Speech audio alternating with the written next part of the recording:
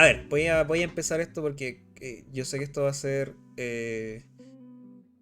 a ser algo que probablemente va a ser cliviado por ahí, entonces creo que es importante primero establecer ciertos puntos. Vamos a tomar esto por calma.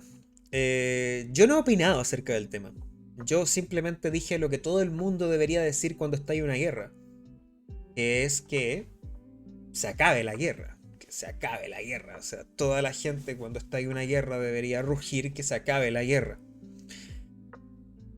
La guerra es un crimen en sí mismo, castigado por el derecho internacional. La guerra es un crimen. Y la guerra es un crimen que produce más crímenes. Es una proliferación de crímenes. La guerra, declarar la guerra ya es un crimen en sí mismo, pero el estado de guerra produce más crímenes.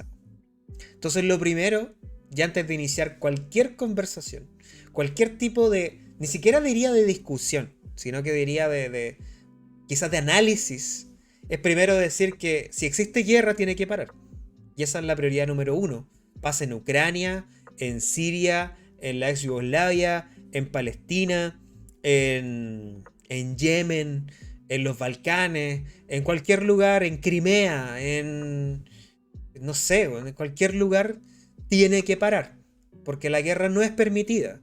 Porque yo, ustedes y toda la gente que habita este planeta somos herederos y herederas de una tradición en la cual los problemas no se resuelven por las armas.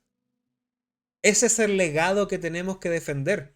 Porque nuestros antepasados, quizás no los nuestros directamente, pero quizás los de antepasados del mundo, después de los horrores vividos en la Primera y la Segunda Guerra Mundial, y después de llegar a los avances tecnológicos en donde ya tenemos la capacidad para autodestruir el planeta, ya tenemos la capacidad para borrar ciudades y países enteros con armas nucleares, atómicas o hidrógeno, lo que sea. Ya existe la capacidad armamentista para que un país extermine al otro. Y no solamente eso, sino que lo borre de la existencia. Entonces, lo más importante en esto es primero, la guerra es un crimen y la guerra es un crimen que produce más crímenes. Primero. Por lo tanto, no es aceptable. Ni en Ucrania, ni en ningún otro lado del planeta. Porque ese es el legado que nosotros tenemos. Ese es el legado que tenemos como sociedad. Legado de sociedad que vive bajo los derechos humanos, vive bajo organismos internacionales y vive relativamente en un mundo en paz. Relativamente digo porque hay lugares que nunca van a tener paz. Probablemente por lo que vamos a hablar a continuación. Primero, primera reflexión, ¿ya? Estamos claros que la guerra es un crimen que produce más crímenes, que somos herederos de un orden mundial en donde las cosas no se resuelven por esta manera. Ya, ok, listo. De lado, ya. Primera incógnita despejada. La guerra no puede permitirse por ningún motivo. Listo. Ya, esa es la postura que todos deberíamos tener si vivimos en una sociedad democrática. Listo. Segundo, siempre van a existir motivos o circunstancias para odiar de uno u otro lado. Lo que uno debería buscar al momento de examinar consecuencias y causas tiene que ser netamente con el espíritu de generar un análisis. Pero no un análisis para justificar una invasión a otro país. No con el fin de ver quién tiene la razón. Porque acá son dos superpotencias. Y la verdad es que después de ver, estoy estudiando todavía el tema porque soy un completo ignorante en esta weá. Menos ignorante que ayer. O sea, menos ignorante que mañana. No, ¿cómo es? Menos ignorante que ayer, pero más ignorante que mañana. Soy una persona que está leyendo, interiorizándose, buscando, etc. Lo primero, quiero tener un punto de partida en este segundo punto. Quiero tener un pequeño punto de partida. Y ese punto de partida es Winter on Fire. ¿Se acuerdan del documental que me dijeron que viera hace mucho? Hace mucho me dijeron, por favor, vean Winter on Fire, profe, vea Winter on Fire. Ya, vi Winter on Fire, que está en Netflix. Es un documental de producción... No sé de dónde es la producción, pero relata lo vivido en el Euromaidan, que es esta revuelta social ucraniana que se vivió a finales del 2013, principios del 2014. En ciertos elementos narrativos del documental se diría que tiene muchas similitudes el estallido social chileno con lo vivido en el documental. Se parece mucho. Sin embargo, diría que el corte revolucionario no es tan revolucionario, diría yo. Diría que es mucho más nacionalista. Y si no, de reivindicación nacional o de patriotismo, pero en el fondo lo motiva la autodeterminación de los pueblos, slash nacionalismo, slash todo lo que pueda caber dentro de eso. Ucrania es un país soberano y como tal tiene derecho a decidir soberanamente a través de elecciones periódicas o a través de los representantes elegidos si ellos se meten a la ONU, se meten a la OTAN, etc. Ellos tienen derecho, son soberanos. Primero hay que establecer en el segundo punto. Ucrania es soberano porque es un país libre y eso se hace en los países libres. Ahora, una cosa es ser libre y otra cosa es ser libre. O sea, son libres en el papel. Yo me vi ya la historia de Ucrania, sé que estuvo bajo el. Sé que estuvo bajo el protectorado alemán, que cuando empezó la Segunda Guerra Mundial, bueno, la URSS lo absorbió nuevamente. Cuando los nazis llegaron los alemanes nazis llegaron a Ucrania, los ucranianos recibieron a los alemanes nazis. Los ucranianos también generaron una suerte de genocidio contra los hebreos dentro del lugar. Y la verdad es que dentro de la historia de la Segunda Guerra Mundial, Ucrania no está muy bien parado, digámoslo. Entonces, Winter on Fire relata la lucha de un pueblo. O sea, Winter on Fire relata lo que viene a ser como la parte general, como la parte popular del tema. Y la impresión que me quedó, bueno, me emocioné bastante porque la verdad es que tiene muchas imágenes muy fuertes. Entonces, frente a lo impactante que es ver las imágenes, además sumado a las imágenes de la guerra ahora, pues claro que te quedas sin argumentos, porque es como, bueno, o sea, no siempre lo importante es generar argumentos, lo importante es entender. ¿Qué entendí yo? Que el pueblo ucraniano quiere ser parte de la Unión Europea. Nada más. Tiene mucho más contexto, pero estoy tratando de resumirlo. Entonces, primero, si ustedes quieren tener primero un primer acercamiento al tema, porque lo que vengo a decirles yo acá es recomendarles fuentes de información que yo estoy consultando, que yo estoy viendo, que estoy mirando, para que dentro del desarrollo que va a tener esto dentro de las siguientes semanas, porque este tema lo vamos a seguir hablando, tengamos más o menos un bagaje similar.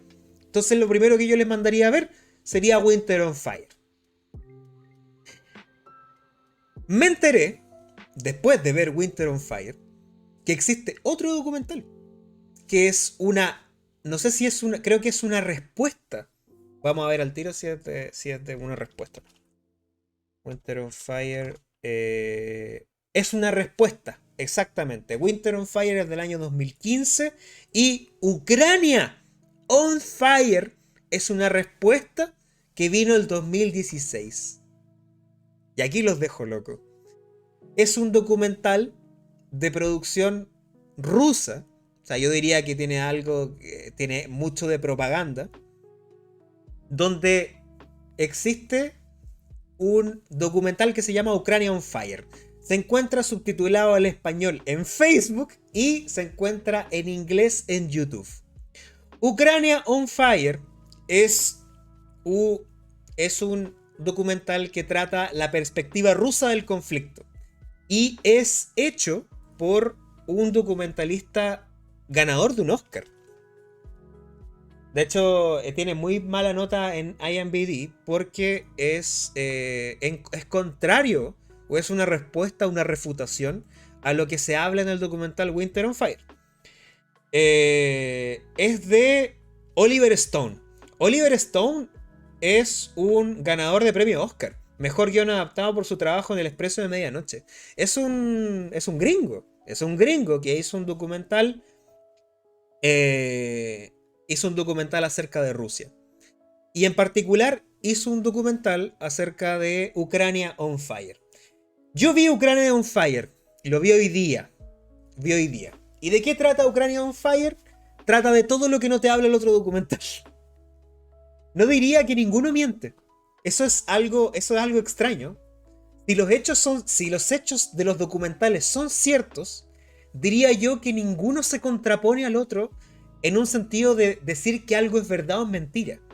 Diría yo que son dos formas de entender el conflicto en donde ambos documentales omiten información y citan información que les conviene. Winter on Fire omite toda la información política y de influencia estadounidense que existe. Porque lo que te cuenta, y efectivamente corroborado en Ukraine on Fire, es que Estados Unidos tiene intereses en la zona y que ha estado influenciando a través de financiamiento a medios de comunicación de corte de derecha o nacionalista o directamente de ultraderecha, donde Estados Unidos, a través de su embajador de allá, bueno, fue... salen políticos de renombre, sale Biden yendo a, o sea, no yendo a Ucrania, pero estaba... Hay un político estadounidense que tiene un nombre súper conocido que fue... fue candidato, no sé, fue senador, es senador, pero también fue candidato en primarias para la presidencia estadounidense. Y Estados Unidos, lo que te da a entender este segundo documental, es que tiene intereses en la zona. Tiene intereses en la zona. Y lo complicado de todo esto es que la entrada de Ucrania a la OTAN significa, en simple, que la OTAN puede poner misiles balísticos o puede poner armamento nuclear en las fronteras con Rusia. Y eso es lo que Rusia no quiere. Porque ahí recuerdan en el documental que cuando fue el escándalo de los misiles en Cuba y cuando Rusia fue a colocar misiles ojivas nucleares a Cuba, que se encuentra a 1100 kilómetros de Washington, Estados Unidos puso el grito en el cielo y estuvieron a punto de matarse entre ellos. Exactamente lo mismo pasa acá. Estados Unidos tiene intereses bélicos en la zona. Ellos quieren que ingrese Ucrania a la OTAN. A la Unión Europea es un tema distinto. Pero a la OTAN, que es la facción bélica que se crea para combatir el avance soviético, que paralelamente está el Pacto de Varsovia en el oriente, y aquí está la OTAN, o el NATO también se llama, quieren poner ojivas nucleares en Crimea. Crimea es una zona culiada donde, puta, bueno, quedó la cagada antes de que quedara la cagada en Ucrania. Y Crimea queda a 800 kilómetros de Moscú. Entonces, claro, los rusos dicen, pero estos hueones vienen a colocar ojivas nucleares acá. Entonces los rusos, frente a la entrada de Ucrania a la OTAN, lo que pude extraer de estos dos documentales, Putin dice para la wea y invade Ucrania, cometiendo un crimen de lesa humanidad que no puede ser permitido. Esos dos documentales creo que es, primero, el Pacto de Varsovia. Sí, el Pacto de Varsovia murió cuando murió la URSS, pero se mantuvo la OTAN.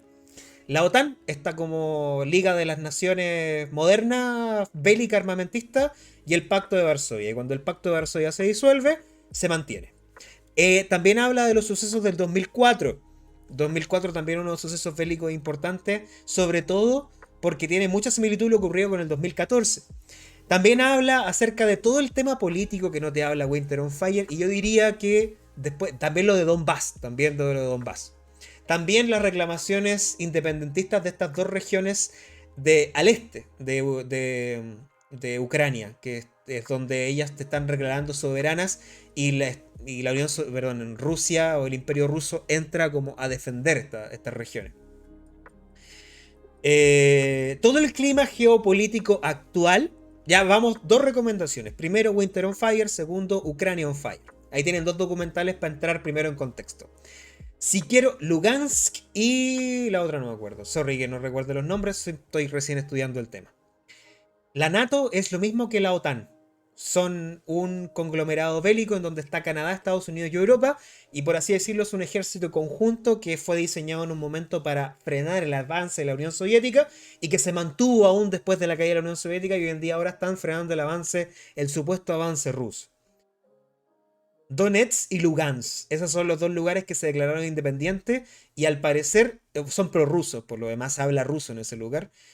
Ucrania, desde el ascenso de este supuesto gobierno de ultraderecha, habría estado empezar a como intervenir militarmente. Y la verdad es que Ucrania tiene la cagá con los temas de los paramilitares de ultraderecha. Existen muchas facciones de ultraderecha paramilitares, es decir, como con armas, que son un problema porque no son disciplinadas y tienen sus propios petitorios. Es como las FARC, pero de izquierda, pero ultranacionalista. ¿Cachai? Es como la FARC, pero ultranacionalista. Entonces, claro, ellos son distintos a los ucranianos. Los ucranianos no son fascistas, no son nacionalistas, son gente normal. Son personas que están en medio de esta wea. Entonces, en esta guerra que se desata, por ejemplo, han ocurrido cosas que el presidente de Ucrania lo llamaron traidor por ir a negociar con Putin estas mismas facciones, que se llama el sector, así se llaman estos pueblos. Llamaron traidor al presidente por ir a negociar con Putin en la frontera de Bielorrusia. Y se desentienden. Está la cagá en ese tema, porque hay muchos grupos paramilitares, porque han habido muchas escaramuzas y guerras civiles dentro de Ucrania en este último tiempo, en estos últimos 8 años. Entonces, quiero acá recomendarles un colega. ¿Les puedo recomendar un colega? Un colega con el cual ustedes van a aprender un montón. Creo que yo es el mejor en este momento para darles un contexto, que es alguien que no conozco personalmente, que hemos conversado ya en un par de ocasiones, que es Map de la Cruz, el señor archivista Barros, que es una persona que tiene un podcast en Spotify, miembro de Tomás va a morir, el cual se llama Entre los Archivos. Y en sus 2 capítulos, que él sacó 2 semanas antes de que explotara la guerra, y después de haber explotado la guerra, unos 3 días después de haber explotado la guerra, el Buffy. Vayan a escuchar sus 2 podcasts, porque dan un buen contexto general para empezar a entender el conflicto. Ya habla de un concepto, por ejemplo, que a mí me llamó mucho la atención y que aprendí, que se llaman países colchones. ¿Qué son los países colchones? Son países que no pertenecen a tus enemigos y que son simpatizantes a ti. Entonces, la frontera de Rusia está compuesta por distintos países: Bielorrusia, Georgia, Ucrania y otros más. Cuando se disuelve la Unión Soviética, Rusia se retira y abandona a estos países entre comillas y los deja autodefinirse. Algunos de esos países, como Bielorrusia, se han mantenido fieles a Rusia, pero ahora Ucrania, junto con otros países que también se han independizado en un sentido más europeo de la palabra, actúan como colchón. ¿Y qué es un colchón? Un país colchón es un país que está entre medio. Y ese país te protege o acolchona todo tipo de escaramuza o cualquier tipo de conflicto que podáis tener en tu frontera. Y eso hace que no tengáis un enemigo en tu frontera. Y eso es lo que Rusia no quiere. No quiere que Ucrania entre a la OTAN, porque eso significaría de que les van a colocar un arma nuclear en su puerta. ¿Cachai? Esos son países colchones. Esos son países colchones. Sí, también es que mucha información, Lucifer. No, ahí lo que dice Lucifer es verdad. Un expresidente de corte nacionalista que fue elegido democráticamente en Ucrania, el 2010, antes de abandonar la presidencia, declaró como héroe a Stefan Bandera, que es un reconocido, digámoslo, neonazi,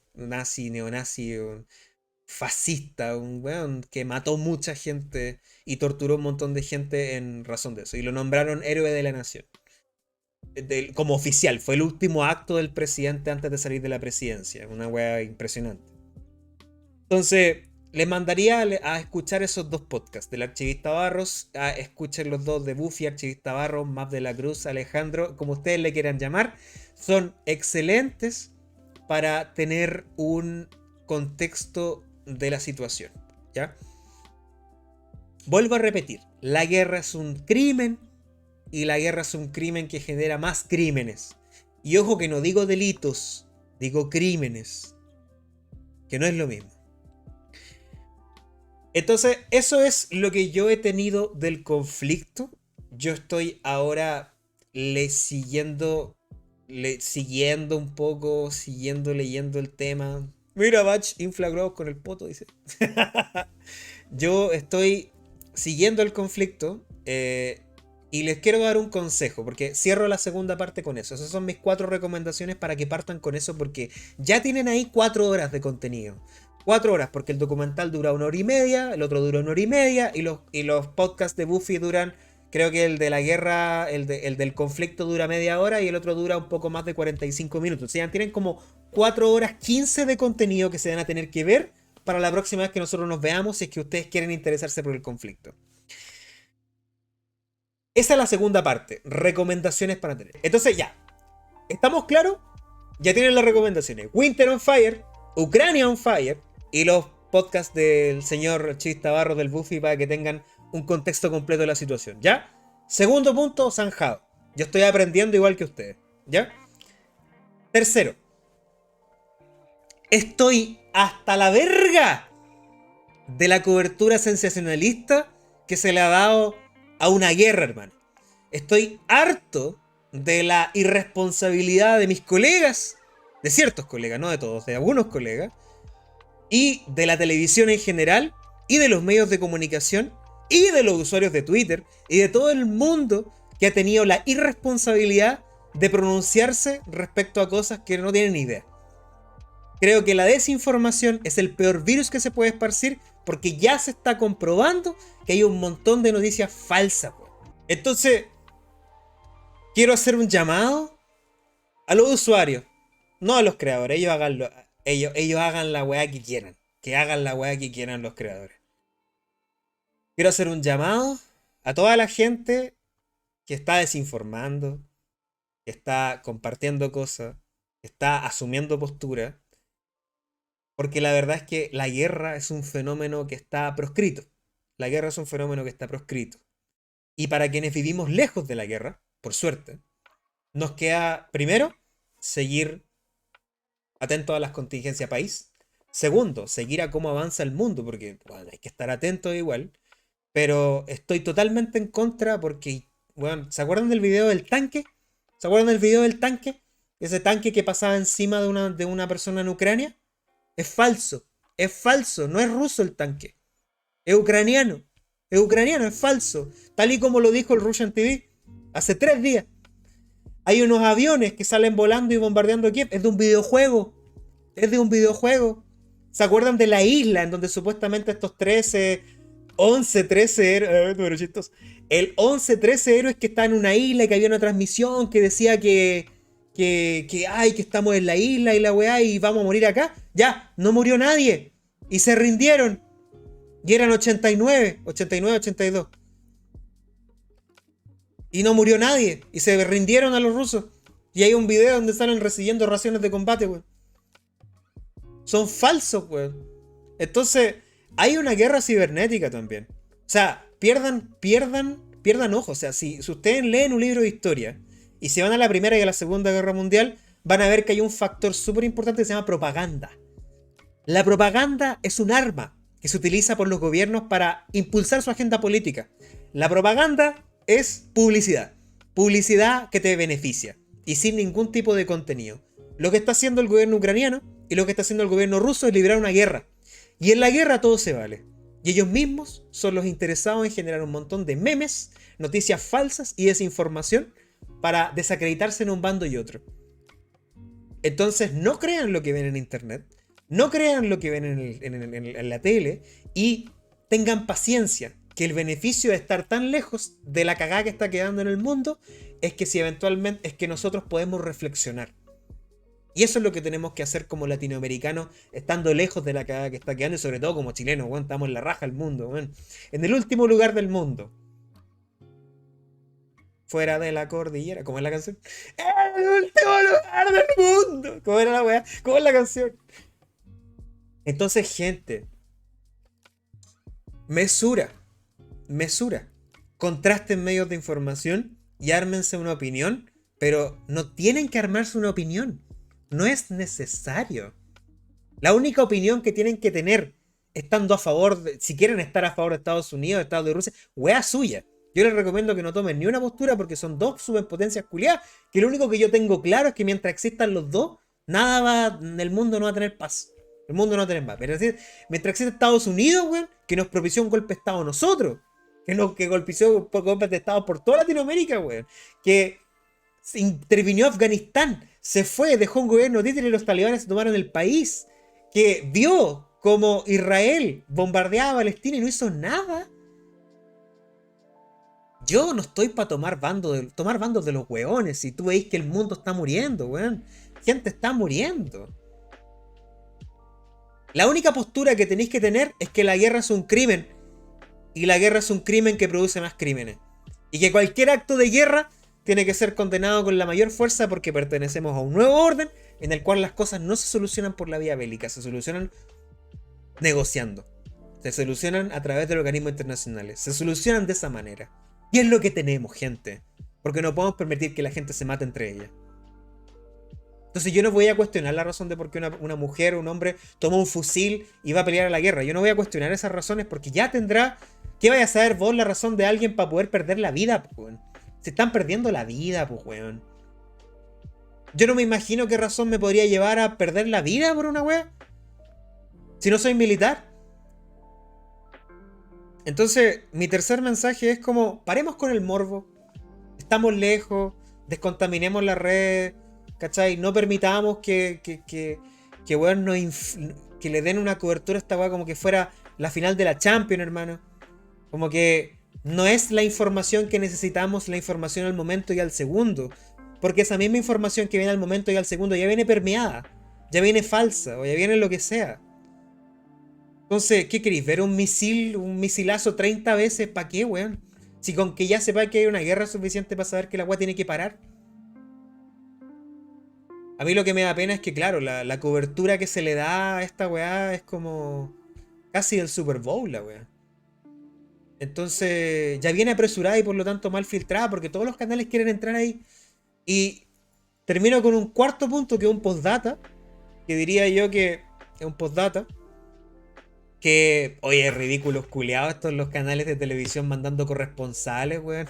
Está bien que quieran cubrir la weá, pero Canal 13, weón, queda a cuatro cuadras de Plaza Dignidad y los weones ahí refugiados, weón. Sacándole la imagen de la galería encima, weón. Puta, para esa weá tienen pelotas, pues, weón, para ir a meterse en conflictos culiados de países que quedan, weón, literal, a más de 18.000 kilómetros de acá, pues, weón. O sea, entonces la tele culiada, weón. Yo estoy chato de la tele. Tele culiada. Tele de mierda. Ojalá que cuando llegue Boric al poder, por último TVN se vuelva un canal decente, weón. Porque qué canal más de mierda. Canal 13, el Mega, Televisión. Y ahora, weón, el Sutil. Juan Sutil, Sutil. Quiere comprar el CNN. ¿Para qué? Para hacer propaganda en contra de la constituyente y hacer que el proceso constituyente falle. Porque él mismo lo dijo. Estoy chato de que sea propaganda de izquierda. Y le vamos a permitir a un empresario chileno, creo que trabaja en la CMPC o es director de la CMPC o alguna weá de la CMPC. No sé si esa es la sigla, no sé, no estoy enterado. ¿Le vamos a permitir que compre un canal de tele? No sé, pues, weón. No sé, pues, weón. Ese es el país en el que vivimos, pues, weón.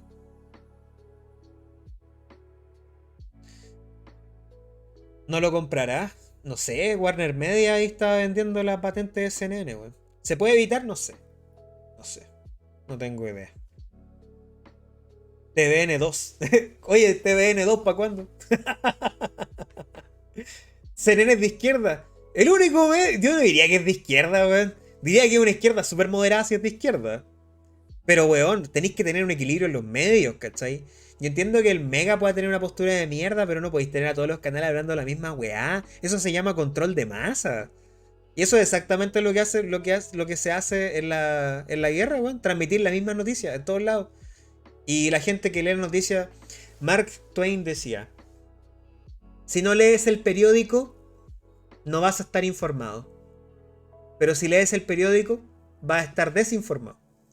Y creo que tiene algo de razón, ¿cachai? No podéis ser tan escéptico con toda la información que venga de todos lados, pero diría yo que hay mucha gente que lee el Mercurio y dice informarse por el Mercurio. Pero la verdad es que simplemente se está generando una opinión en la cabeza. Y no es muy pluralista, que digamos. Entonces, simplemente quiero hacer un postdata. Este es el postdata acerca de los medios de comunicación. Porque la verdad es que ya, eso es todo el comentario que me merecen. Y es como un jaja lol, jaja lol. Entonces, no existe la información 100% objetiva. Lo siento, todo viene permeado. Ya, hay una pretensión de objetividad que se puede lograr cuando tú contrastas todas las posturas. O al menos diría yo que la pretensión de objetividad no se agota en que un medio sea completamente objetivo, sino que en que tengáis un ecosistema de medios en que una persona que absorba todo ese conocimiento pueda generarse una opinión. Y una opinión libre. Libre. Porque la libertad es un valor muy importante. Pero la libertad no te da derecho para cagarte al resto. No vemos las cosas como son, vemos las cosas como somos. Ah, te salió buena. Robado, expropiado. Voy a tuitear, permiso, gente. Voy a tuitear a ver cómo es la. No vemos las cosas como son, vemos las cosas como somos. No aprendieron nada de Shingeki. No aprendieron nada de Shingeki. Veía a mi pan Ibamba en la mañana hablando. Ayer en la mañana hablando en su épica al mañana. Que aprovecho de mandarle un saludo a mi panita Ibamba. Un beso, mi pana. Que te recuperes de tu vista, de tu operación. Espero que tengas una muy buena recuperación. De verdad. Qué bueno tenerte de vuelta en Twitch, mi pana. Igual volví después que tú, así que tampoco es como que tampoco es como que haya estado. Ibamba decía algo muy cierto. No aprendieron nada de Shingeki, bro. Que hasta en el anime te ilustran como ambas posturas tienen motivos y razones para odiarse el uno al otro, pero al final lo que sufre son la gente que queda al medio, que son la gente que no tiene poder.